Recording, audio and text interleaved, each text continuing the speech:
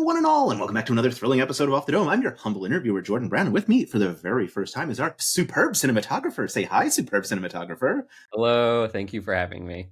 Thank you so much, Kevin. I think I have something very specific that I need to thank you for, and it Okay. is these shoes. Whoa! Oh my God! Wait, that's amazing. So I think you posted the picture of them, or I Yeah. think Sam shared your picture of it, and everyone in my corner of the internet was like, the Dropout store is about to launch a line of shoes. Those are clearly game changer shoes. Mm-hmm. And then some people did some sleuthing and discovered they're just a pair of Brooks. Just a What pair of was what was Sam's reaction when he saw those for the first time? It's okay. I want to tell the story about these shoes because it's actually stupendous. It's my favorite thing ever. So, I am dating this wonderful woman named Jess, and we've been together for many years. And for a good chunk of that time, we were doing long distance because she was working at a hospital in Houston. And during that time, literally anytime she'd catch a break, she would fly to LA and spend time with me. And during one of those times that she was here, she kept pushing her flight and literally delaying her going back to work for several days in a row. And she was just like, I just want to spend more time with you. And like, we only got a few days here. So let me just try to get more days. And usually she doesn't try to do that. Like, she's also loyal to her job. And so like, I could tell, I was like, something's going on. And she was clearly anticipating something. And then one day the doorbell rang and she ran to the door, flung it open, and there's a box. It's like the size of a shoebox. And she was trembling. She was shaking. And she's like, the reason that I extended my flight and called off work is in this box. She's like, I wanted to see your reaction to these. And so I was like, all right, this is a big deal. It's clearly bigger than an engagement ring, so it's not that. And I open up the box and I see the shoes, and I'm like, the first thing that went through my mind was like, I didn't know Brooks had a like design your own shoe Yeah. feature. I was like, that is so cool and so thoughtful. And of course, I was just like, thank you so much. This is the most personal gift I've ever received. And then she's like, it's not, I didn't make it. It's not custom. That's a shoe you can buy right now. And my jaw smashed through the floor. And she, of course, showed me the website and where you could buy it. And I was like, okay, the only way to properly show anyone that I have these shoes is to post it the next time we're setting up Game Changer. Like, it's the most prime way to wear these shoes for the first time. And I waited 6 to 8 months to wear those shoes, and boy, was it worth it. Sam and of course the whole crew reacted with loud noises, and some crew members did buy them. I think maybe Justin, the producer, bought a pair.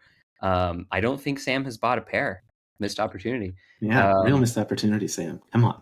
And Chloe, of course, was so stoked. And no one knows if it's intentional or it's like one of those things where like a musician writes a song without realizing that they've been influenced by something. Like, truly, no one has any idea if this is an accident, it's influenced, it's unintentional bias, whatever. It's just this incredible, happy, marvelous thing that exists. And they're always within 20 feet of me. So right now my shoes are just over there.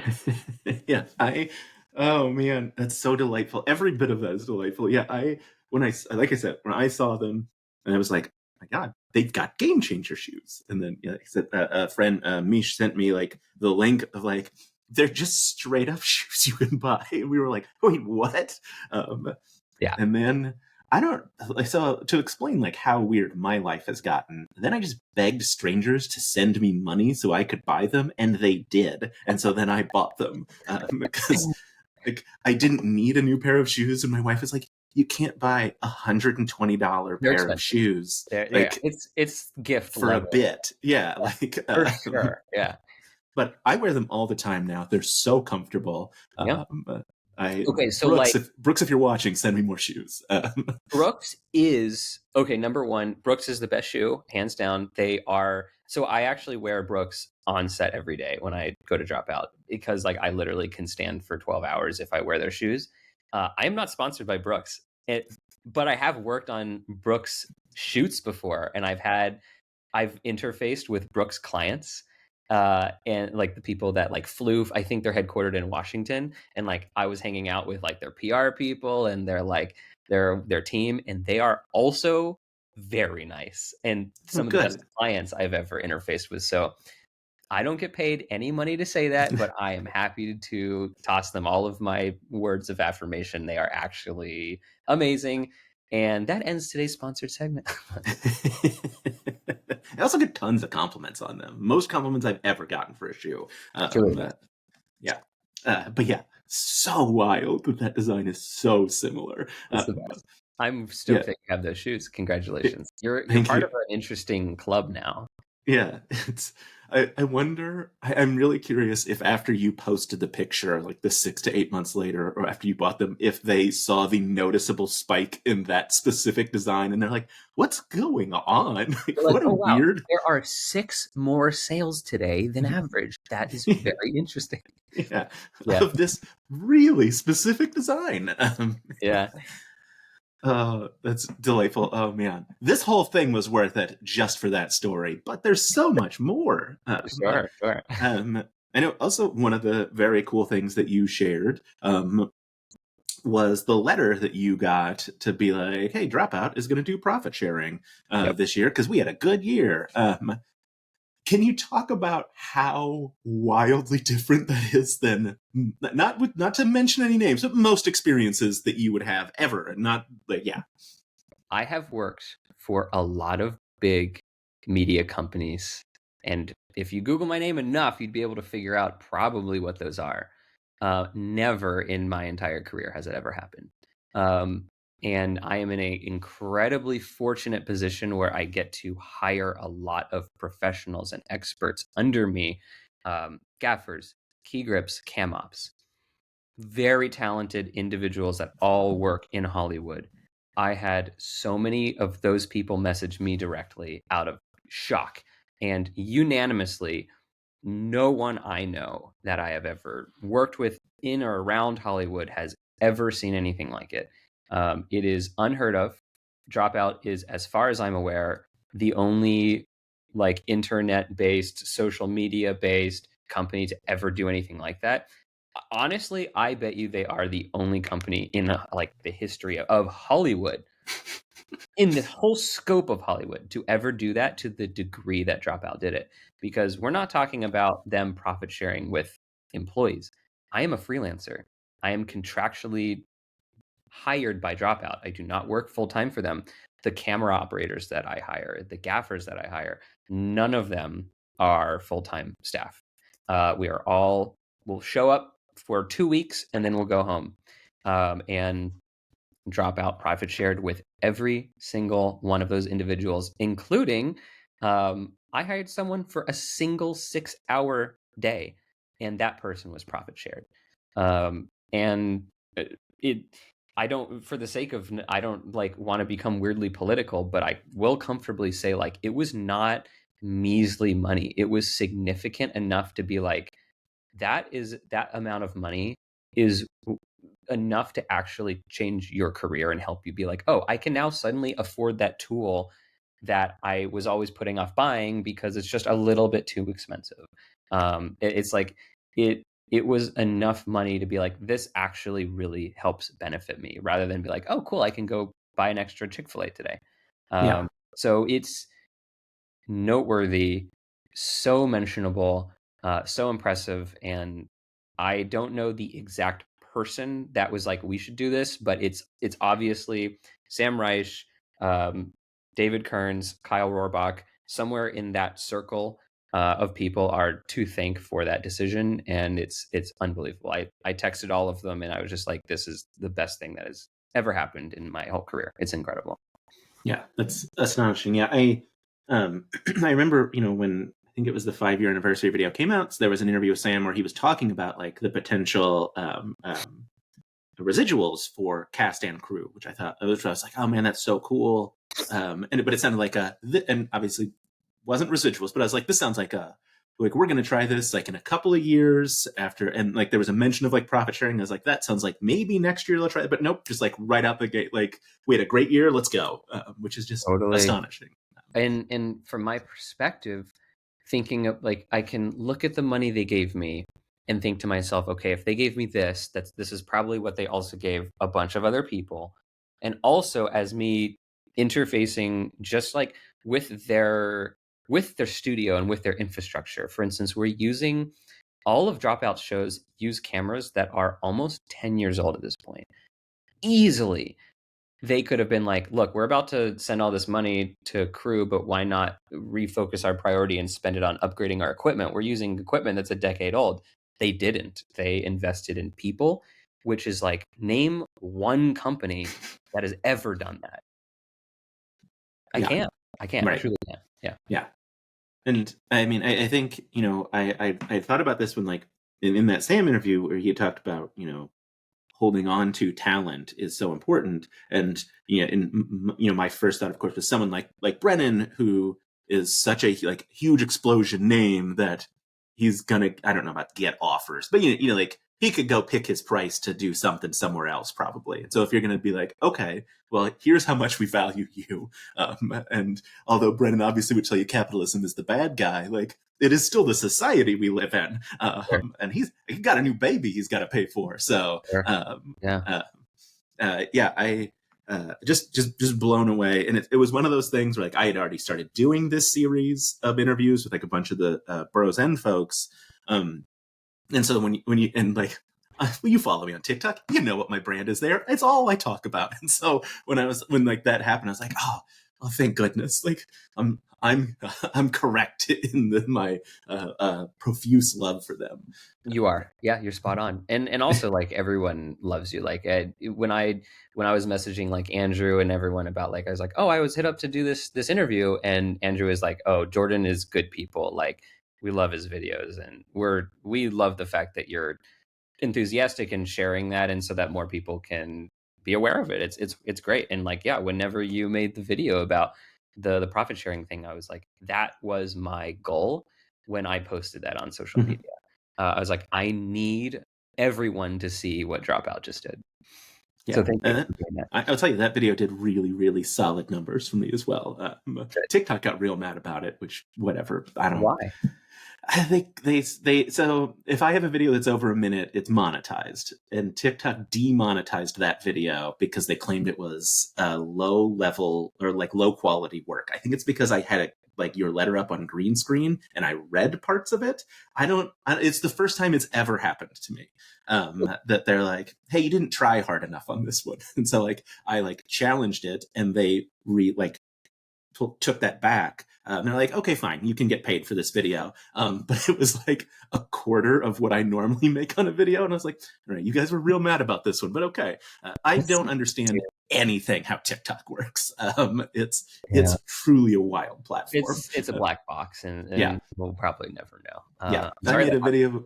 Yeah, I mean, I'm not ever. The goal is never like I want to make a huge profit on my videos, but it is weird when you're like, oh, I think like like that those because those are usually like, hey, I could buy an extra like chicken sandwich today or whatever. Like that's a nice little perk. And then they're like, no, but.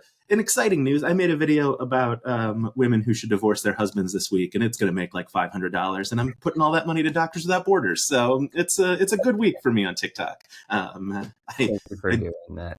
yeah, I do rage bait videos for charity, because I realized I made a ragey video where I yelled about the Roman Empire and it made so much money, and I was like, oh no, all I would have to do on my channel is just like yell at a camera and like and and I would just be like raking in money, and I was like, what a nightmare my life would be.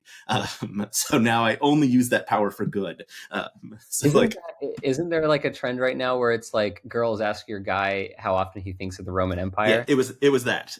So Yeah. I made a video where I was like, I don't think about it, and a bunch of people got in my comments and called me a cuck, and I was like, what is happening? And That's so hilarious. then I was like, all right, this is a white supremacy thing. I'm going to scream about it on the internet, and then it blew up. That's awesome. I love it. Um, but back to more important things.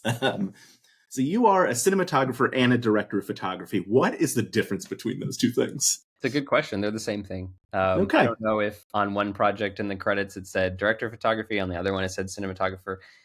It's identical. It's also comes down to preference a little bit. The word cinematographer has certain Latin roots that make it more fancy and cool sounding. Cine meaning like it's from the root kine, Kine, which means to move, uh, and graph meaning to write. I don't know. I'm probably fucking that up in some way, but anyways, they're the same thing. It's the same. It does. There's no difference. It's Matt. Very well. Look, we're learning stuff today. Yeah. Um, so I know you've worked on obviously Dimension 20, and I want to get very in the weeds with you on that. But before we get there, you've also done Game Changer and Make Some Noise, as well as obviously like a slew of other projects outside of Dropout. I am curious, sort of like, well, first, how you came to Dropout. If it was just like like applied for a job, got in the door, or if like you knew people that brought you along. Totally. I so let me think a good starting point here, or also just like a way to make it simple. But um, Dropout used to be Game Changer, as or Dropout used to be College Humor, Yeah. and College Humor was very regularly hiring lots of freelancers. When they had like a completely different office, they were making scripted content, and then they were like, "Let's try this unscripted thing." And the very first project that I ever did with them was season one of Game Changer, and I was a camera operator on it. And that was truly like the most delightful experience. Of course, like every day after set, my mouth would hurt from laughing. And I just knew like anytime that I would ever get hit up for a job from College Humor, it was going to be a yes, no matter what. I would drop anything else to do it. And I got to do season two as a camera operator as well. Dyron Pacheco was the DP on those two shows, and Dyron is a impeccable, wonderful cinematographer. Dyron is also off doing wonderful, enormous, big projects, and works on all sorts of stuff in Hollywood. But anyways, I was able to freelance and do a lot of different things at College Humor. And then pandemic occurs and everything changes. And the pandemic stacked with College Humor's complete restructuring and firing due to the IAC change in management. And Sam Reich purchased the College Humor brand. And everything sort of like fizzled and died off. And I didn't hear from them for a while until, and this is a little bit how Hollywood works, is that just completely adjacently, I have also freelanced and worked with this guy named Jake Michaels, who is very big in the tabletop world. Jake Michaels does a lot of board game content and is Becca Scott's director. Becca Scott and Jake are they are like the duo when it comes to like the indie game Mhm. tabletop I've world. heard Becca yell at him off camera for his directing notes. Absolutely. And during the pandemic, it was possible for Becca to continue to shoot her content because it was so small and the risk of COVID was much more diminished. And so Jake brought me on to shoot a lot of Becca's tabletop held to game videos. And Becca is also just a wonderful, incredible human. And she introduced me to David Kearns because I'm shooting in Becca's house in her living room every day.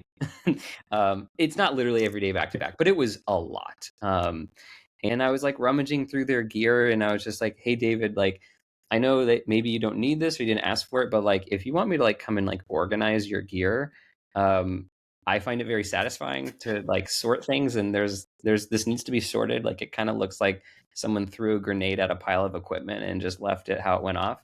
And David was incredibly thankful. And I did go and sort all of their equipment, which was just stacked in a glorified garage at the time. And by doing that, David was like, we're going to try shooting a few things to like kind of re-energize College Humor if you want to come and help and shoot that. And I did. I shot a couple of things over, and they had like a really small stage at that time. And it became this cascading event of like, thank you for shooting this thing. Do you want to shoot the next thing? And thank you for doing that. You can do this. and establishing a rapport with the folks that were there. And at that time, it was David Kearns, Matt LaForest, Rommel, and then maybe a few folks on the back end, but that was it. That was all of College Humor, and this is like 2020. So to see what has happened between then and now is monumental. It's crazy. It is truly like it's a once in a lifetime ever. It's uncommon. It's rare. It does not occur in many places. And I wake up every day thanking my lucky stars.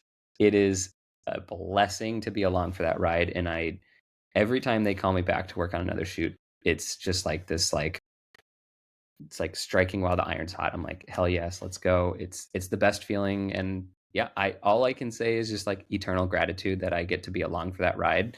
And I'm very happy that I've gotten to play a role in that growth. It makes me feel very very satisfied, very complete.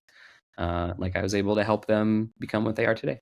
Yeah, and that's super cool. Yeah, I would love to, like, what you have seen, that like part of that growth, that change of, I mean, even like 2020 to now, of, in terms of, I mean, Dimension 20 and Game Changer, like how huge those productions have grown. I know, like, we're getting another season of Game Changer, and we don't have a lot of details, but I know Sam has called it the most ambitious season yet. And you know that obviously junior year, wildly ambitious. There's a new permanent dome. There are 70 people working behind the scenes. Like it's a different ball game. What has that been like? What have you seen in terms of like changes? Well, they're all changes that are, I think, always in the right direction of like, how do you scale up, but do it properly? And that's where a lot of media companies get it wrong. And I think that it's largely because the people that are making the choices of how to scale have been in the industry long enough to see like what works and what doesn't work. And so they listen to a lot of feedback from their crew, and they take suggestions, they take ideas. They literally have, when we shoot shows, we have pieces of paper up on in multiple areas that says, if you have a suggestion, scan the QR code and comment here, or just come up to us and talk to us. They actually listen. They really care. They take suggestions. And I remember there was when we did Dirty Laundry, I think maybe the first season, um, I admittingly bit off more than I could chew by not hiring enough crew members. I didn't really advocate enough for myself as to getting the support I needed.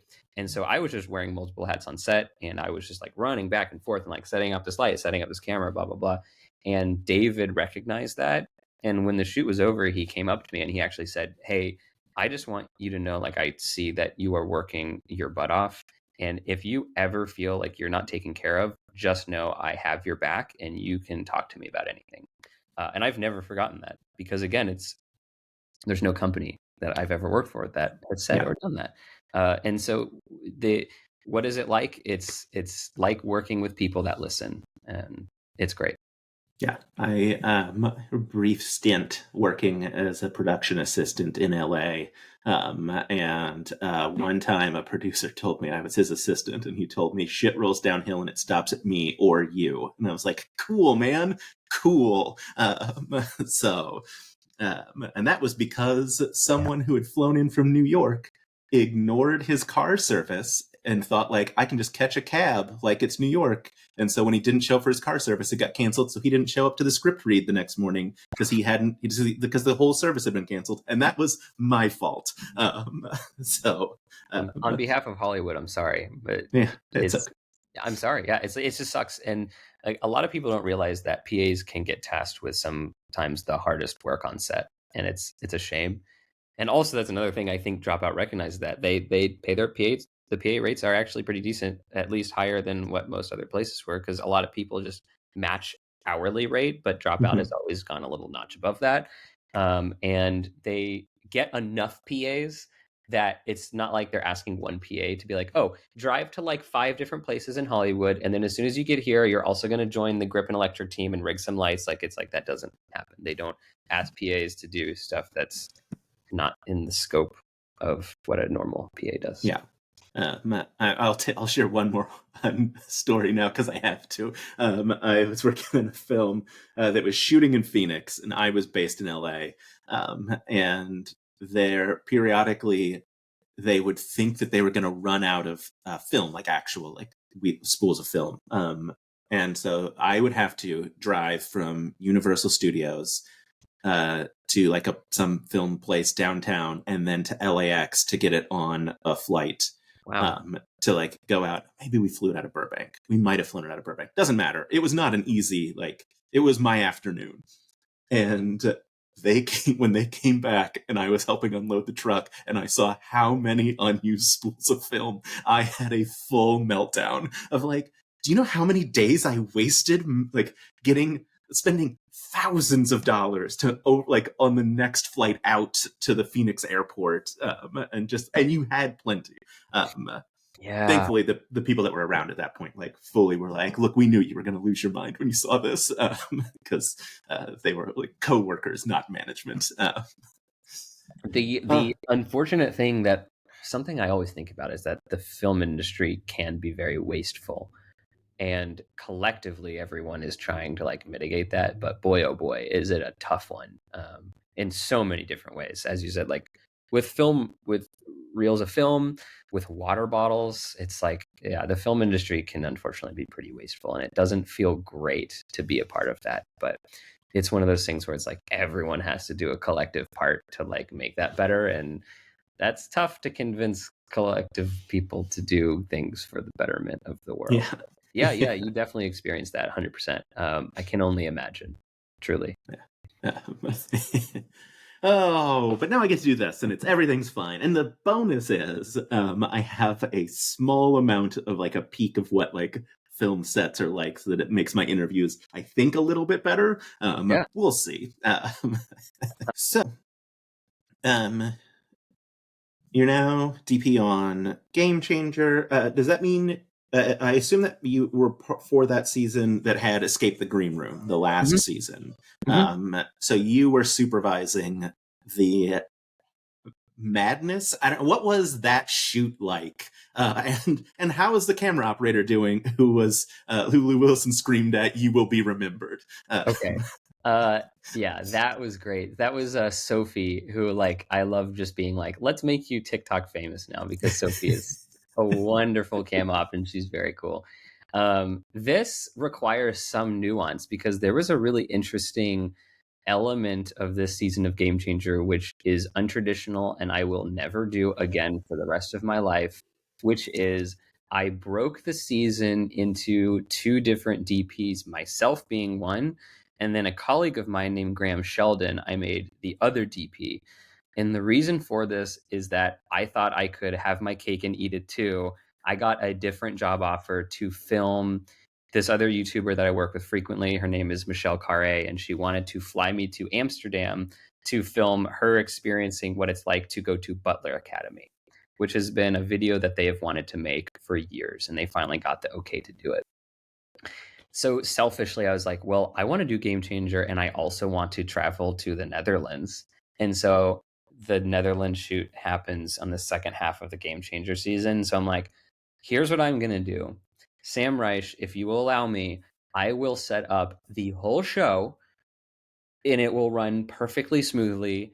I'm going to baton pass to my colleague Graham Sheldon, smack in the middle, and I'm hiring him as a cam op in the first half so that he sees the whole show as it's happening, and he will just take the lead and everything will run smoothly. And Sam Reich, thank God, was cool with this. He's like, yeah, no problem.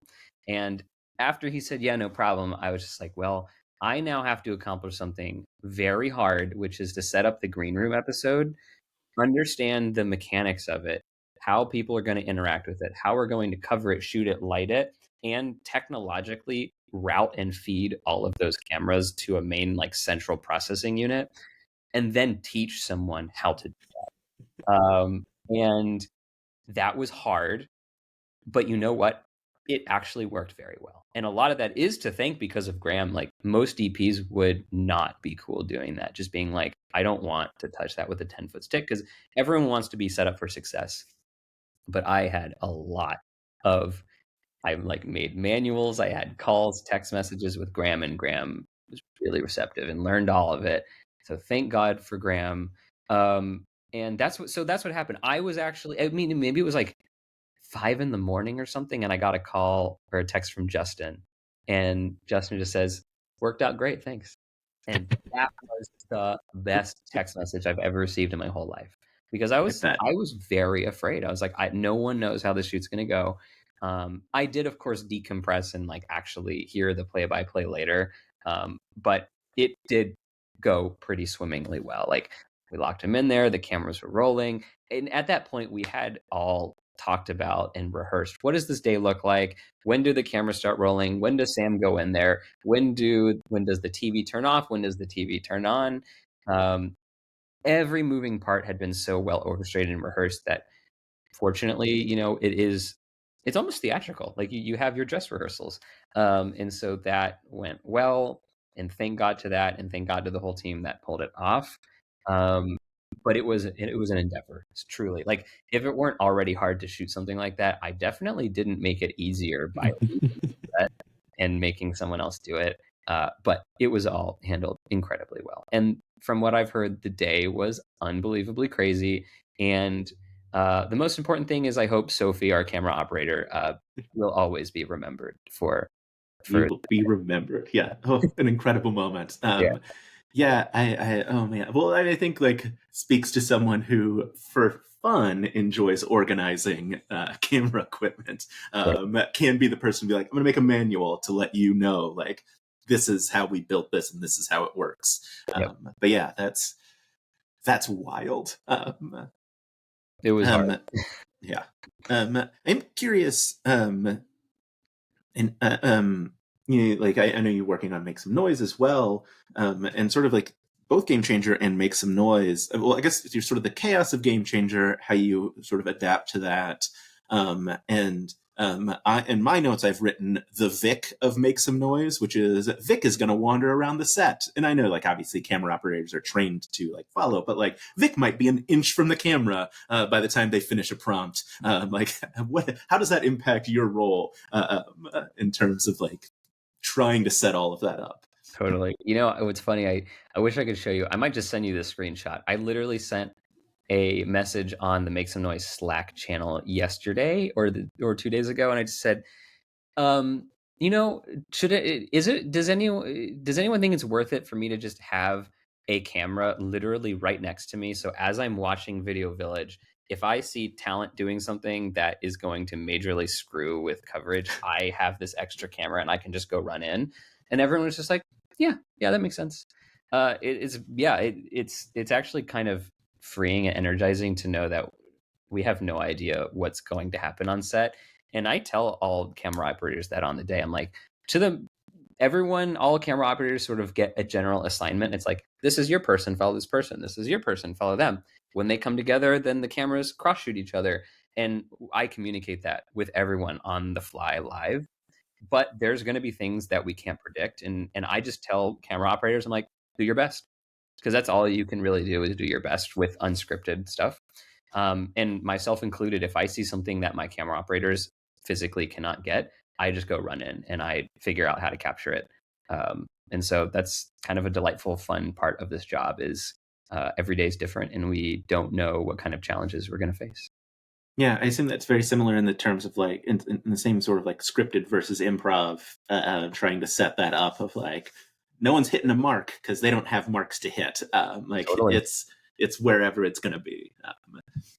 Yeah, I will say one of the things that is, I mean, because having like getting that like camera operator struggling to track someone's shot is always very funny, because like as the audience we get to be like, oh yeah, no one knew this was going to happen. Mm-hmm. Yeah. And it feels like we're in on the joke even more so than the joke itself. I also adore when we get like a moment of like you can hear all of the crew laughing, of just like, nope, this like it's professional comedians and they're going at it all day, but like this one broke the crew. Do you have any off like the top of your head that like really got you, that you can Absolutely. share, obviously? Absolutely. I mean, it's not even from the latest season of Game Changer. When Brendan had his monologue about the game being rigged against him on Mhm. Yes or No, I was laughing so hard. I literally took my hands off the camera because I was ruining the shot. I actually physically could not operate that camera. And it was that shoot day was also concurrently my birthday, and I was considering not going to work because I was like, oh, you know what? I should treat myself and not. And it was the best birthday I have ever had because I know some commenters out there are convinced that that was scripted. It was not scripted. He had no idea, and that monologue is real. And I will uphold until the day I die is the best piece of improv that will ever exist on the internet. Yeah. I mean, look, I've consumed enough Brennan media to know that that man can like snap into a monologue with no notes, which is I don't understand how his brain works, but yeah, what an incredible moment. Oh, that's delightful. Yeah. Well, speaking of Brennan, Dimension 20. Obviously, like shooting the cast is probably pretty easy. I know they get up sometimes, but it's pretty rare that anyone is getting up at the table. But you're also there for the mini shoots, which obviously are much more intricate. I guess first of all, like any fun stories of in the dome, and then we can get into like mini shoots.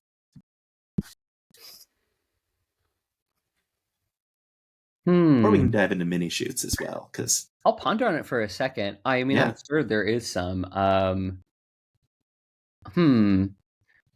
You know what? There is one that I told like somewhere in a side adventuring party, but it's a very humbling story that I actually enjoy sharing because it really taught me something. So when Abria came in to the show and just loves to come in and just be like, let's try this thing visually that has never been done before, which leads to a bunch of creatives scratching our heads, being like, well, all right, I guess we'll figure that out now.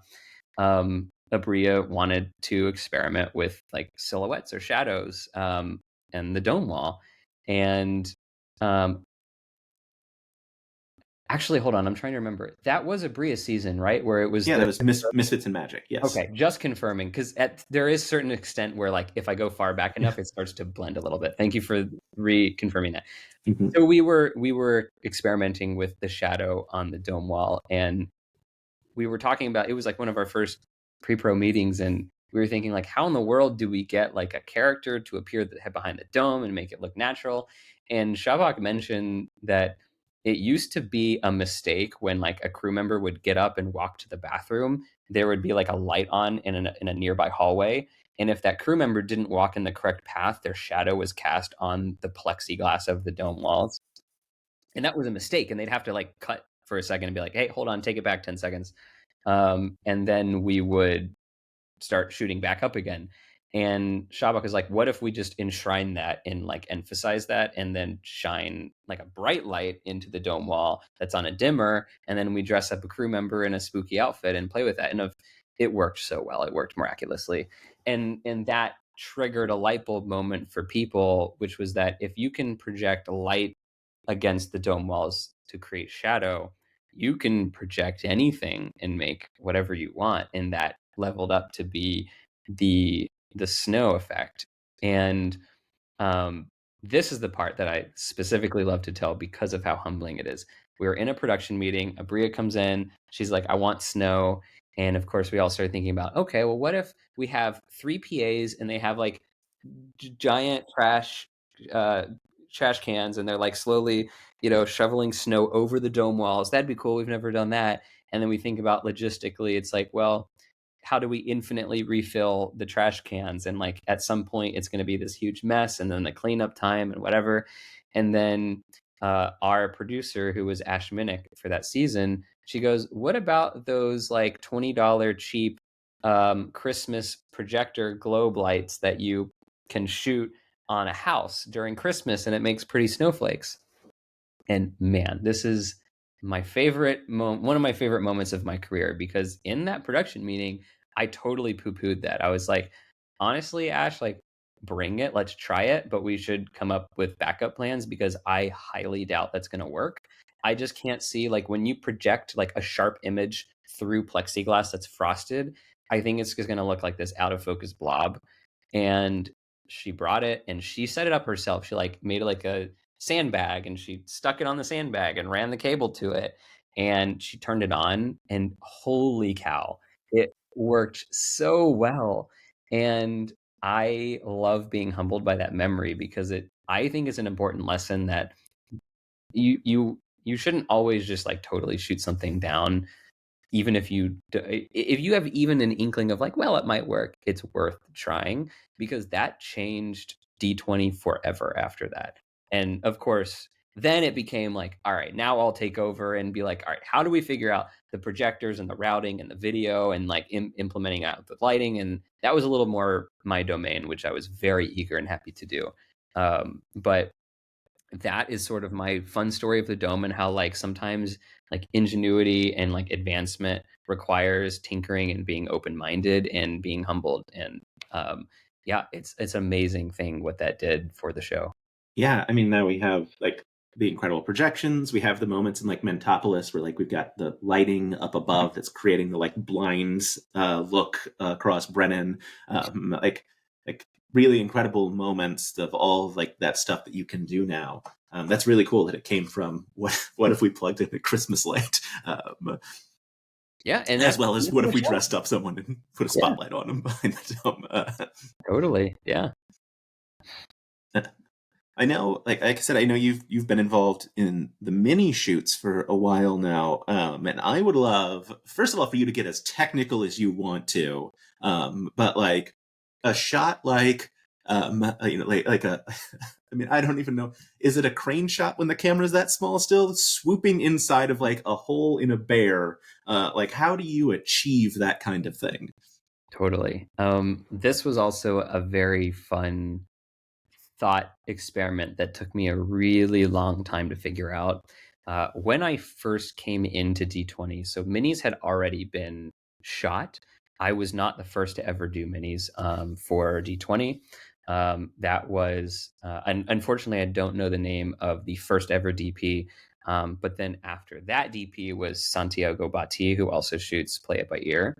And Santi came up with the idea of using this Osmo camera. So it was like a consumer level DJI Osmo that he made some custom cables for.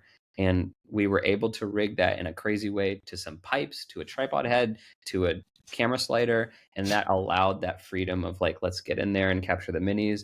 And the unfortunate thing about that rig is that, number one, DJI stopped making it and they never made anything better than it.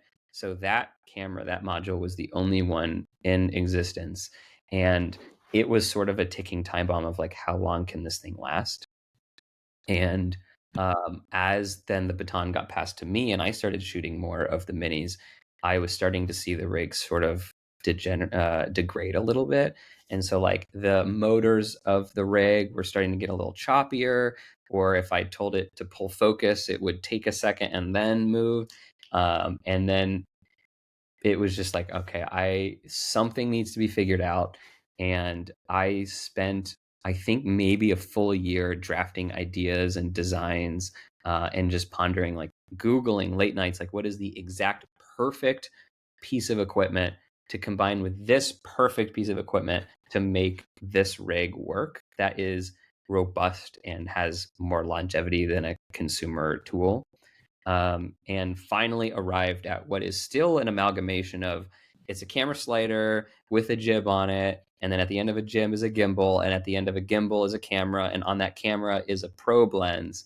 And when you put all that together, you get the shots that you see with the minis. But it's using elements and tools that are more readily replaceable, accessible, found in Hollywood, where it's like, if I just need to like be like, oh, this thing broke. Oh, well, that's a tool that we use every day. So let's just go get that. The rig still has like some niche, nuanced, custom machined parts, but these are all parts that can now officially like kind of be replaced and refurnished. And so that gives the minis at least more years to shine. And hopefully the idea is maybe in 5 years, once this rig is now made of parts that are harder to find, in 5 years, there's going to be a new amalgamation of tools to accomplish this. But for now, to answer that was a really long way of answering the question of what is it? Yeah, it's a contraption. It's a bunch of weird pieces that are tinkered together that allow us to dolly, jib, pull focus, get into very tight places. I mean, I'm talking about like the camera can officially be like, if this is the lens of the camera, which the lens is about this big now, you can get about that close to a miniature and pull focus on it, which is very hard to do with a traditional camera. And we can get in any configuration of spots and nooks and crannies. And that also then can be sent down. Like I can confidently tell Rick now, like, hey, Rick, you don't have to worry as much about making all these things like breakaway and configurable and like bigger or smaller. Like you can actually kind of do your own thing and I'll fit the camera around you. And Rick still does a fair amount of modularity to the sets that do help. But like in the past, there was literally shots that would be impossible. Like Shabak would be like, "Can we get a shot of this mini in this corner right now?" And it'd be like, "No, I literally can't fit there." And now we do have that ability, and it's because the lens that we use has the ability to either probe down and then at an angle, or it can probe inwards, and so we can change that probe depending on the shot that Shabak wants. Yeah, that's super cool. Yeah, I've talked to both Raven and KC, who obviously are like back there running mini shoots as well, sort of in the practical sense of like, I know KC was very proud that they had put like pencils in Fabian's motorcycle to drive it in that first battle. And Mhm. I was emailing with them like, did that shot make it in? That's my favorite shot I've ever done. And when I was talking to KC, I talked sort of about like the specifics, and they were basically like, yeah, I don't know, you're gonna have to ask Kevin. I don't he's got some crazy thing hooked up. And so It's uh, crazy. Yeah, yeah. it's a weird creature. I should figure out a name for it or something, but Yes. um I feel like it's so novel that it I almost like want to share it with the world and be like, guys, I think I found like maybe a thing that could be used in way many other applications like jewelry, action figures. It could be extrapolated and used in many other ways. And I don't think it has, and that's fine. Like it doesn't need to. I'm very happy that like this amalgamation was born and continues to be used for D20. But man, it's one hell of a rig. It's so versatile. And it's also remote controllable too. So like as I'm operating it, I move the jib with one arm and then I use the other hand to remotely control the camera. And it's just so versatile and very fun. Hey, I got a little thumbs up from River. That's funny. I It's just I didn't know it did that. Just do a thumbs down. I, It's the reason I used to go from being like the mini shoot was kind of a drag because the tool that we had, which by no fault of anyone's, it just wasn't cooperating in a way that a professional would want a tool to cooperate, which means Shabak wants 200 shots. I need to give him 200 shots. And if a tool is preventing me from doing that, I get frustrated. And so now the tool is actually like very fun because Shabak can yell off any shot he wants. And I'll just be like, boom, boom, boom, get it. And what used to happen is Shabak would be watching the shot with me and making sure that the camera worked because I wasn't always able to even watch the video feed because I had to be so focused on the technology working. And now Shabak trusts the process so much that he's not even watching the shot anymore. He's moving on to the next shot. And we just literally go boom, boom, boom, boom, boom, boom. And by the end of the day, now we can get so many more shots than we used to be able to do. yeah, I mean, the Stiller rig has a really nice ring to it. But what that would do to my ego. Yeah, that's super cool. Yeah, I know. I mean, one of the things that everyone loves about Dimension 20, and obviously, like you said, it's been sort of a, it's been there the whole time. To quote Sam, but like the mini, like a close-ups of the minis. But yeah, I think noticeably we have seen like that improvement over the years to the point of. I mean, I know. And I talked to Casey about it because everyone has talked to Casey about it, the Pinocchio running shot, and how much everyone loved like the chunkiness of it. And I think they said it was Shabak who was like, no, make it like chunkier. Yeah. And like, Yes. KC is such a professional, and they want to make it look perfect, of course, because that's their work. but Shabak knows the audience, and Shabak knows, the audience loves that handcrafted touch, Mhm. and I totally get it. When you combine Casey's work ethic with wanting everything to look great, and Shabak pumping the brakes of knowing exactly how to do that dance of like, oh, you're like, keep trying, keep trying, keep trying, right there. That's the sweet spot. Don't go beyond that because we're getting diminishing returns. You want this, where it's like, it's the fans see that you care and you love what you're doing, but no one's trying to win an Oscar. We want the fans to love the show, and it doesn't need to win best puppetry at the Oscars. Like Yeah. it has such a, when you have that touch, the human touch of it, it grounds it and brings it back to earth and makes the fans feel connected to the show. Yeah. I mean, I think like I think one of the things that feels really special, because this makes sense to me, because I've talked about this a bit, that like one of the things that makes Dimension 20 feel really special is, as an audience, we're discovering the story at the same time that the players are, because it's all improvised, and like we get to see them build that story together. And while they did it, 8 months ago or whatever, like we're seeing it the same way that they're seeing it. And I think it contributes to a lot of the parasocial relationships around the show, of like you feel like you're a part of it. But I think the mini shoots also add a lot to that, of it, like you said, it has that human touch to it, of like, yeah, I can see that like someone is holding the spell effect and like pushing it towards the camera or whatever, or the camera is attached to the spell effect and it's shooting across the battlefield, in a way that like not it's not CGI, like 3D animation that we're like fixing to make sure like it is like the smoothest thing that's ever existed. And yeah, it all that makes it feel very special and very unique as well, which you're a huge part of. So thank you for that. Thank you for shouting it out. It's a pleasure to work on it, and it's even more of a pleasure to be recognized for it. I mean, that's like, I consider myself very lucky. That's a wonderful, incredible thing that a lot of people don't get. Yeah. I am curious, if do you play D&D? Is this like part of your world, or have you started playing since like being Great exposed question. to Becca and everyone else? Really good question. And what's funny is I've always wondered, how long will it take for Brennan to ask me this question, because it will be a difficult conversation to have. I've played one homebrew campaign with my roommate many, many years ago, and he was actually superb game master, really good, and still makes his own campaigns and continues to play with a lot of friends. He gave me the best campaign I probably could have ever had as like a homebrew, and I enjoyed it. I did like it, but it didn't fully click for me. I was like, I am enjoying this as a good pastime, but I did not get into it as much as some of my other peers and colleagues did. And so what that actually did for me is gave me a informational, foundational understanding of how does Dungeons and Dragons, how does tabletop role playing work. And so I understand now how what what what do viewers watch the show for?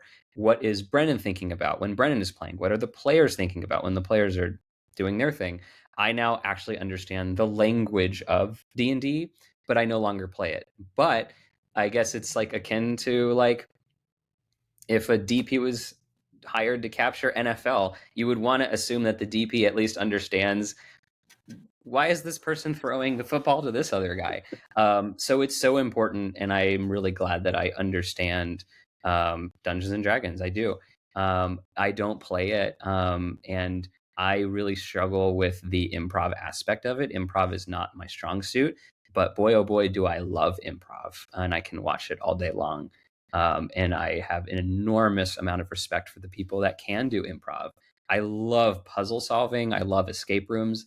I have an ongoing list of the amount of escape rooms I've done, and it's in like the 30s or 40s. And so I love the puzzle solving element of D&D. But yeah, I don't play very much, and I have an enormous amount of respect for the people that play it well, and create worlds for the players. I think it's incredible. It's an art form. And I'm really glad that I am able to bring that and help that reach a wider audience for people to continue to enjoy it. Yeah. That's super cool. Does that mean, did Sam come to you for help with Escape the Green Room, or does he not know that you He didn't have your know. list built? Oh, okay. He had no idea. Yeah. I was just really stoked that that happened to turn out that way. Yeah. Oh man. And then you're in. I mean, I guess being in Amsterdam isn't a bad way to miss the episode, but Yeah. I mean, it's I had FOMO. Like, believe me, yeah. I was thinking about it the whole day. But yeah, Yeah, I assume getting like the play-by-play back would be like, then they started smashing everything was probably like, oh man, that sounds fun. it does. Yeah. It's quite all right. The FOMO will always be there, and I've accepted that. That's okay. Yeah. At least you set him up for success. And that's the important thing. And we all appreciate it because, good Lord, what an episode of television that was. Yeah. Kevin, thank you so much for joining me today. We are coming up on the hour. If folks at home wanted to follow along, see pictures of your shoes on the internet, where can they find you?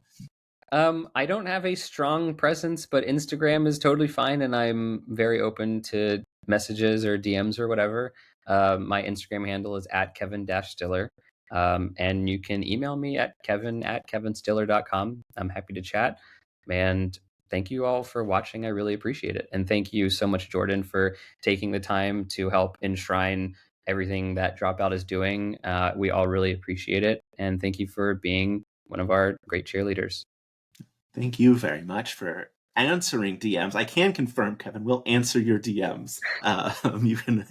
He's receptive. This was so much fun. Thank you so much. I will say I have never figured out how to end an interview, and so I just hit stop recording. So it works. That is one way to do it. Yeah.